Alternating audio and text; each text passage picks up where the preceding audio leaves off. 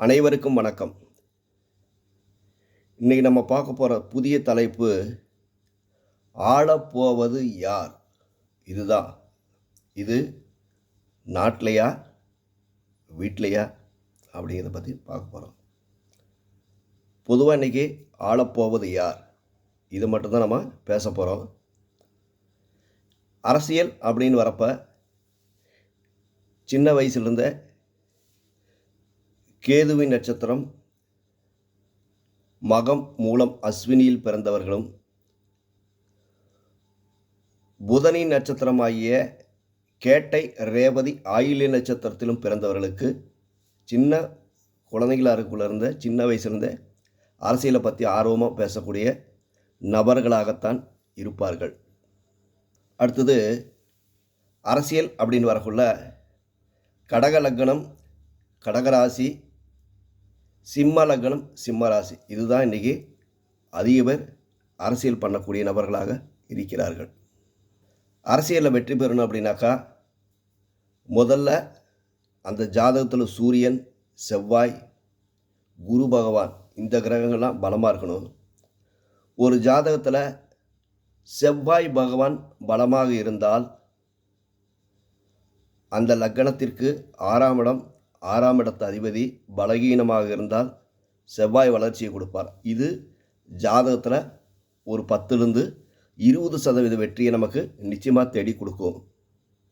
அடுத்தது, நீங்கள் பிறக்கிறப்ப எந்த கிரகம் வக்ரமாக இருக்கிறதோ, உதாரணத்துக்கு குரு வக்ரமாக இருக்குன்னு வைங்க, அப்போ இன்றைக்கி கோச்சாரத்தில் குரு வக்கரமாக இருந்தால், அதாவது தேர்தல் நீங்கள் போட்டியிடுறப்ப குரு வக்கரமாக இருந்தால், வக்ர கிரகத்தின் மீது வக்ர கிரகம் பயணம் செய்யும் காலங்களில் வெற்றி கண்டிப்பாக கிடைக்கும்.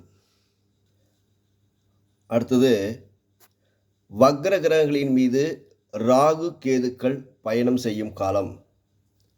எந்த கிரகம் வேணாலும் வக்கரமாக இருக்கலாம்.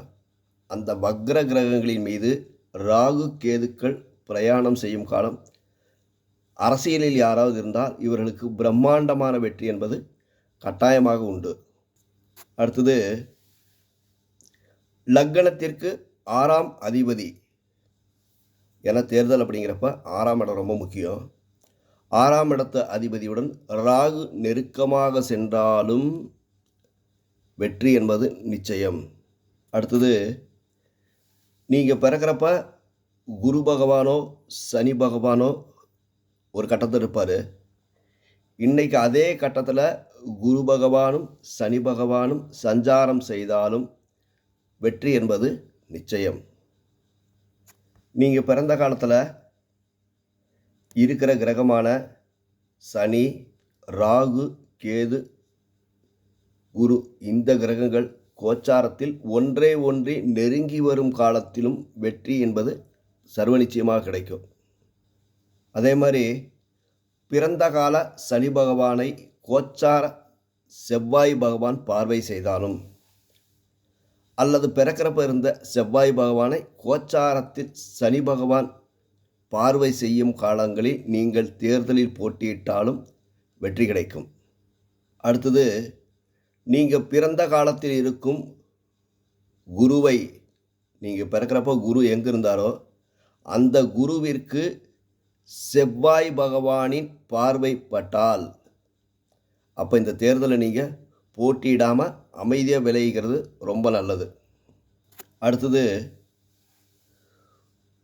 நீங்கள் எந்த லக்னத்தில் வேணாலும் பிறந்திருக்கலாம். லக்னாதிபதியை நல்லா பார்த்துங்க. லக்னாதிபதியை தேர்தல் சமயம் நடைபெறும் காலங்களில் கோச்சார ராகு பகவான் கடந்தால் தேர்தலில் போட்டியிடாமல் அமைதியாக விளைவிக்கிறது ரொம்ப நல்லது. இது தொடர்ச்சியாக பல வீடியோக்கள் வெளியில் வரும். நன்றி, வணக்கம்.